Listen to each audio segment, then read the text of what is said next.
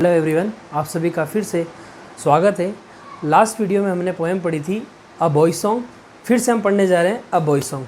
देखिए, last video में जो हमने इस पोएम से संबंधित जो देखा था हमने मैटर, वो जो एक्सट्रैक्ट हमें आता है या स्टेंजा आता है, उससे जो प्रश्न आते हैं उससे रिलेटेड हमने चर्चा की थी। आज हम चर्चा करेंगे जो हमारी टेक्स्ट बुक में क्वेश्चंस दिए हुए हैं उसके ऊपर चर्चा करेंगे। हमारी टेक्स्ट बुक में हमें 7 प्रश्न दिए हुए हैं, 4 प्रश्न दिए हुए हैं 20 to 30 वर्ड्स के और 3 प्रश्न दिए हुए हैं 30 to 40 वर्ड्स के। सबसे पहले हम प्रथम 4 प्रश्नों के ऊपर चर्चा करते हैं। ये 4 प्रश्न 20 to 30 वर्ड्स में हमें कैसे लिखने हैं उस पर चर्चा करते हैं। देखिए, पूरी जो कविता है हमें इसका थीम ध्यान रखना है। सबसे इंपॉर्टेंट चीज़, जब भी हम प्रश्न उत्तर आते हैं हमें सिर्फ थीम ध्यान रखना है। कविता का थीम क्या है। यदि आपसे कुछ नहीं पता है, कुछ मिस्टेक हो रही है, नहीं याद आ रहा है उसका उत्तर, तो यदि थीम याद है तो आप उसका उत्तर आसानी से लिख पाएंगे। देखिए, पहला प्रश्न की ओर चलते हैं। पहला प्रश्न मेरा, why do all the birds belong to the poet. अगर आपको ध्यान हो तो हमने ये जब कविता के स्टेंजा वगैरह को हमने लास्ट वीडियो में देखा था, उसमें भी था संबंधित प्रश्न। फिर से देखते हैं इस प्रश्न को। अगर आप इन 7 प्रश्नों को देखेंगे तो मुझे ऐसा लगता है 4 प्रश्न लगभग ऐसे आएंगे जो हम देख चुके हैं, लेकिन फिर से हम अभ्यास करें ताकि ये कविता हमसे जाए ना। ठीक है, यदि इसका प्रश्न आता तो हम 100% इसको करके आए। ठीक है, why do all the birds belong to the poet. सभी पक्षी कवि से संबंध क्यों रखते हैं। देखिए, all the birds belong to the poet. देखिए, यहाँ पर डू क्यों है, क्योंकि ऑल द बर्ड्स बहुवचन है, इसलिए सहायक क्रिया हमने डू रखी है। ठीक है, जब बिलोंग, क्योंकि यहाँ पे बिलोंग हुआ, क्योंकि ऑल द बर्ड्स बहुवचन इसलिए बिलोंग रहेगा, present simple tense. All the birds belong to the poet, ये भाग प्रश्न में से लिया है। सभी चिड़ियाएँ, सभी पक्षी कवि से संबंध रखते हैं। क्यों रखते हैं, क्योंकि बिकॉज ही लेट्स देम, वह उन्हें रखता है। क्या रखता है, रहने देता है। क्या रहने देता है, fly freely in the sky. Fly उड़ना, फ्रीली मुक्त रूप से, इन द स्काई आकाश में मुक्त रूप से उड़ने रहने देता है या उड़ने देता है। ठीक है, he does not set any snare, वह कोई जाल नहीं बिछाता है। वह कौन यहाँ पर, किसके लिए, ही पोएट। ठीक है, कवि उनके लिए कोई जाल नहीं बिछाता है। किस चीज़ के लिए जाल नहीं बिछाता, टू कैच देम। देम किन के लिए आया है यहाँ पर, बर्ड्स के लिए। ठीक है, टू कैच देम, उन्हें पकड़ने के लिए कोई जाल नहीं बिछाता है। एंड और ही फेवर्स पक्ष लेता है या पक्षधर है। किस बात का पक्ष लेता है, देयर, उनकी। देखिए, ये प्रोनाउन है पजेशन, आपको ध्यान होगा, ये possessive pronoun, possessive executive pronoun है ये, देयर, उनकी फ्रीडम। किनकी फ्रीडम, इनकी। देम किनकी, बर्ड्स की। ठीक है, यहाँ पे ऑब्जेक्टिव फॉर्म, ये पजेसिव फॉर्म, देम बहुवचन की। ठीक है, जैसे दे की objective form, them possessive form, their. ठीक है, आई होप ये प्रश्न समझ में आया होगा। अगले प्रश्न की ओर चलते हैं। इस प्रश्न में फिर से देखते हैं। इस प्रश्न में हमें ध्यान रखना है क्यों संबंध रखते हैं। पहली बात, वो उन्हें मुक्त उड़ने देता है। दूसरी बात, उनको स्नेयर सेट नहीं करता। तीसरी बात, उनकी आज़ादी का पक्ष लेता है। और देखा जाए तो इस पूरी कविता का जो थीम है वो ये 3 बातें ही है। नेक्स्ट प्रश्न की ओर चलते हैं। अगला प्रश्न हमारा अगला प्रश्न है, why are the birds able to come and go. क्यों सभी पक्षी समर्थ हैं, टू को कम आने, एंड जाने, फॉर दी पोएट्स जॉय, मतलब पोएट के यानी कवि के आनंद के लिए सभी पक्षी आने जाने में कैसे समर्थ हैं। कैसे समर्थ हैं, देखते हैं। दी बर्ड्स, ये हमारा उत्तर। दी बर्ड्स, पक्षी, आर एबल, समर्थ हैं। प्रश्न में से लिया है, द बर्ड्स, एबर, सब्जेक्ट। ठीक है, ये इंट्रोगेटिव है, इसलिए हेल्पिंग वर्ब आगे थी। अब अफर्मेटिव बनाना है और तो ऑब्जेक्ट के बाद में हेल्पिंग वर्ब को पीछे लाना है। आर एबल, समर्थ है। टू कम आने व जाने के लिए फॉर पोएट्स जो ये तो हमने लिया यहाँ तक। बिकॉज देखिए प्रश्न जब भी वाई से शुरू हो मतलब रीज़न मांगता है, कारण मांगता है, और कारण मांगता है, रीज़न मांगता है, तो उत्तर बिकॉज देना होता है। ठीक है, बिकॉज वही बात जो पिछले प्रश्न में देखी थी, ही डज नॉट एनस्नर देम। देखिए इस जगह हम he does not set snare भी लिख सकते थे, और एनस्नर दोनों का मतलब एक ही है, जाल बिछाना। यहाँ पे जाल बिछाना, वो जाल नहीं बिछाता है। यहाँ पे एनस्नर उन्हें पिंजरे में नहीं डालता है। ठीक है, and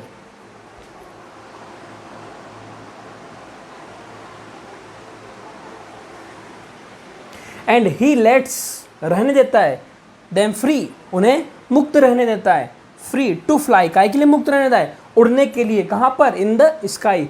it gives him Joy, कवि को क्या आनंद देता है? पहली बात वह उनके लिए जाल नहीं बिछाता। दूसरा क्या आनंद? जब उन्हें वो मुक्त रूप से उड़ते हुए देखता है, वह चीज़ उन्हें क्या देती, उसे क्या देती है? आनंद देती है। यही बात हमने शायद पिछले प्रश्न में भी देखी थी, वही बात इस प्रश्न में हम देख रहे हैं, और लगभग यही बातें हम मिलती जुलती ही हर प्रश्नों में देखेंगे। ठीक है, नेक्स्ट प्रश्न की ओर चलते हैं। अगला प्रश्न है, अगला प्रश्न है, देखिए ये हम 20 to 30 वर्ड्स के जो क्वेश्चन है उन पर चर्चा कर रहे हैं। विच words does the poet mention in the poem in particular? याद आया होगा लास्ट वीडियो में प्रश्न था ये, कौन कौन सी पक्षी हैं? Blue tit and eagle. देखिए द ब्लू टिट जिसे हम हमारे इंडिया में राम गंगरा के नाम से भी जाना जाता है। आपको याद होगा मैंने उस पोएम में इस पक्षी का एक चित्र भी लगाया था। छोटी सी चिड़िया होती है, बड़ी मधुर आवाज़ होती है इसकी।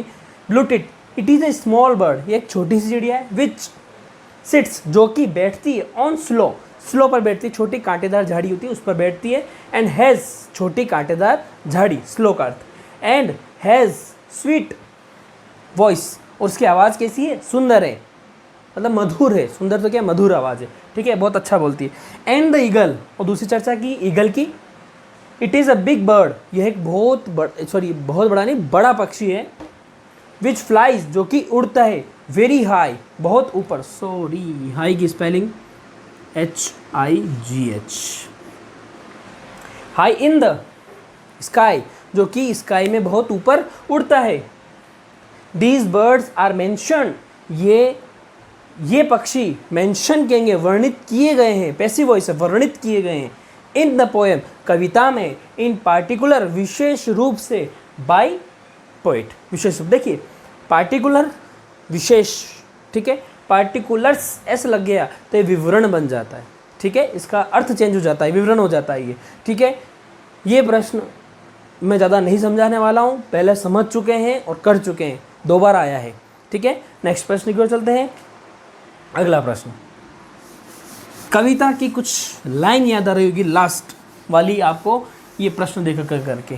देखिए मैंने कविता को नहीं लिया है आज, जैसे हमने द नोबल नेचर की क्वेश्चन आंसर करवाया तो मैंने कविता को पढ़ा करके फिर क्वेश्चन आंसर, इसको मैंने इसलिए नहीं लिया क्योंकि हम पहले ही स्टेंजा को बहुत अच्छी तरह समझ चुके हैं, इसलिए मैंने इसको लिया ताकि आपको दिमाग में होगा। और फिर भी नहीं समझ में आए तो आप लास्ट वाले वीडियो को एक बार फिर देखें और फिर इस वीडियो को देखें तो आपको बहुत अच्छा समझ में आ जाएगा।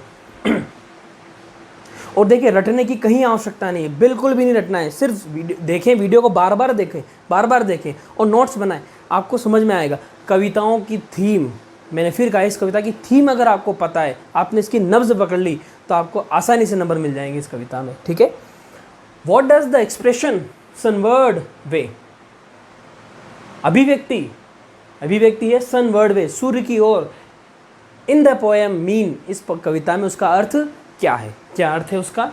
देखिए द एक्सप्रेशन, द अभिव्यक्ति, द सनवर्ड्स वे, सूर्य की ओर, मीन्स का अर्थ है टूवर्ड्स द सन, सूर्य की ओर।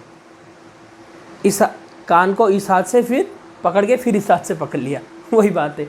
देखिए सनवर्ड्स को जगह हमने लिखे टूवर्ड्स द सन, सूर्य की ओर, एंड हियर, और यहाँ द पोएट, कवि, wants to say, कहना चाहता है, क्या कहना चाहता है, he feels, वह महसूस करता है, that की he is travelling towards the sun, कि वह सूर्य की ओर यात्रा कर रहा है। कैसे ध्यान होगा? ही सोर्स, वह किसके? ईगल के पंखों पर बैठकर सवार होकर के सूर्य की ओर यात्रा कर रहा है। सूर्य की ओर यात्रा कर रहा है मतलब ईगल बहुत हाई उड़ता है, ठीक है, हाई उड़ता है तो बिल्कुल ऐसा लगता है कि वो सूर्य के पास जा रहा है। ये यहाँ पर कवि ये भाव प्रकट करना चाहता है। तो टुवर्ड्स द सन, ये याद रखना है। और यहाँ पर कवि कहना चाहता है, ही फील्स, वह महसूस करता है, दैट की ही इज ट्रेवलिंग, वह ट्रेवल यानी यात्रा करना, ट्रेवलिंग वह यात्रा कर रहा है, towards the sun, towards the sun, towards the sun. Toward के मतलब की तरफ या की ओर, ठीक है। ये 4 प्रश्न थे 20 to 30 वर्ड्स के, ठीक है। अब हम चलेंगे 30 to 40 वर्ड्स की तरफ के, जो अगले 3 प्रश्न हैं हमारी टेक्स्ट बुक में दिए हुए। देखिए आपके जो प्रश्न आएगा वो 30 to 40 वर्ड्स का ही हमारे सिलेबस में है, ठीक है। 5वां प्रश्न, 5वां मेरे लिए 5वां है, लेकिन आपकी टेक्स्ट बुक में 30 to 40 का ये पहला प्रश्न है। How does the poet articulate his views on the birds in the poem a boys song. How does the poet articulate, मतलब कवि कैसे स्पष्ट करता है हिज व्यू, अपने विचारों को कैसे, आर्टिकुलेट यानी स्पष्ट करना, हिज व्यू अपने इरादों को या अपने विचारों को ऑन द बर्ड्स, पक्षियों के, इन the poem a boys song, poem a boys song में। मतलब क्या क्या अपनी भावना रखता पक्षियों के बारे में, वो हमको इस उत्तर में लिखना है। वही बातें, मुक्त रहने देता है, पिंजरा नहीं लगाता है, जाल नहीं बिछाता है, वो उन्हें देख देख के खुश हो जाता है, वही बात है। द पोएट आर्टिकुलेट्स, कवि स्पष्ट करता है, हिज व्यू अपने विचारों को, दैट की, ये तो प्रश्न में से लिया, ऑल द बर्ड्स, सभी पक्षी, इन द स्काई, वाकी वाज रामायण बार बार, all the birds in the sky should be free, कैसे होना चाहिए? मुक्त होने चाहिए, टू फ्लाई, काय के लिए? उड़ने के लिए मुक्त होने चाहिए, and not to be caged, और उन्हें जाल पिंजरे में नहीं डाला जाना चाहिए, और शुड नॉट सेट स्नेयर, और उनके लिए जाल नहीं बिछाना चाहिए, फॉर देम, उनके लिए, फॉर देम किनके लिए? बर्ड्स के लिए। ही वॉन्ट्स, वह चाहता है, देयर फ्रीडम, वह उनकी आज़ादी चाहता है, ओनली, वो मात्र उनकी आज़ादी चाहता है। ही फील्स, वह महसूस करता है, डिलाइटेड, वह कैसा महसूस करता है? खुश महसूस करता है, आनंदित, उत्साहित महसूस करता है, टू सी देम, उन्हें देख करके, flying free in the sky, मतलब वो उन्हें आकाश में मुक्त रूप से उड़ते हुए देख करके आनंदित महसूस करता है। वही की वही बातें हैं, मैंने फिर कहा आपको, सिर्फ आपको इस कविता संबंधित ये ध्यान रखना है, वह जाल नहीं बिछाता है, वह उन्हें मुक्त रूप से उड़ते हुए देख करके आनंदित महसूस करता है, ठीक है, और उनके लिए जाल नहीं बिछाता, वह उन्हें आज़ाद रहने देना चाहता है। यही इस प्रकार की बातें हैं, ठीक है, समझ में आया होगा। नेक्स्ट प्रश्न की ओर चलते हैं। अगला प्रश्न है हमारा, why do all the birds according to the poet, क्यों सभी पक्षी कवि के अनुसार बिलोंग टू हिम, उससे संबंधित है। पहला प्रश्न, इस वीडियो का जो पहला प्रश्न हमने किया था वही इसका उत्तर है, मैंने लिख दिया, आंसर ऑफ फर्स्ट क्वेश्चन। तो आप पहला क्वेश्चन देख लें, सेम उत्तर है। सिर्फ हम सेकंड प्रश्न की ओर पे ही चर्चा करेंगे इस प्रश्न में। इस प्रश्न का जो द्वितीय भाग है, what does the word all suggest to include here, मतलब ऑल जो शब्द है, ये ऑल शब्द इंक्लूड करता है, यहाँ पे किस सुझाव को इंक्लूड करता है, मतलब क्या चीज़ को सम्मिलित करने का ये सलाह देता है। ऑल किसके लिए आया है, मतलब कुल मिला के बात की जाए, ऑल किसके लिए आया है? बर्ड्स के लिए आया है। देखिए हियर, यहाँ द वर्ड ऑल सजेस्ट मतलब सुझाव देता है, टू इंक्लूड, शामिल करने के लिए, ऑल द बर्ड्स, सभी पक्षी, in the sky which are flying free, जो कि मुक्त रूप से उड़ रहे हैं, ठीक है, सारे पक्षी जो मुक्त रूप से उड़ रहे हैं, वहाँ उनके लिए शब्द आया है ऑल, ठीक है। नेक्स्ट प्रश्न की ओर चलते हैं, इस वीडियो का अंतिम प्रश्न।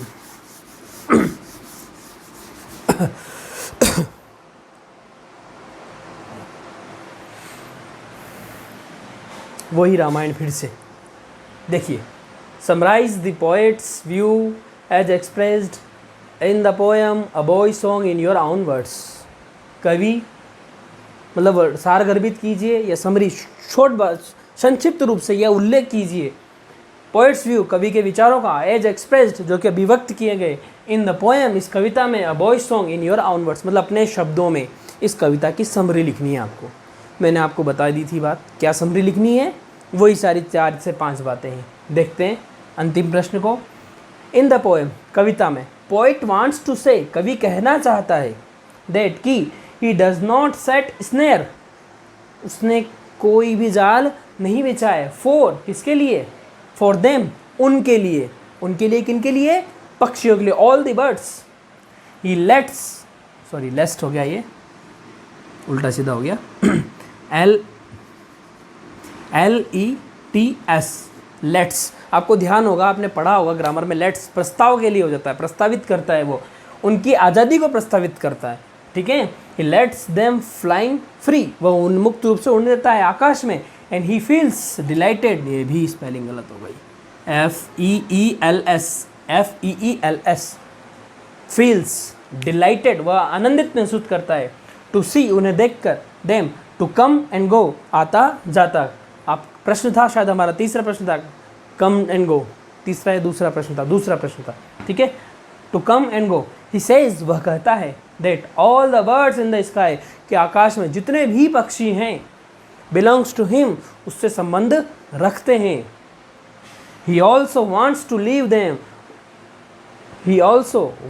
लीव देम वह उन्हें रहने देना चाहता है, फ्री मुक्त, एंड फेवर्स और पक्ष लेता है देयर फ्रीडम और उनकी आज़ादी का पक्ष लेता है। वही सारी बातें जो हमने और प्रश्नों में देखी वही इसका मिलता जुलता।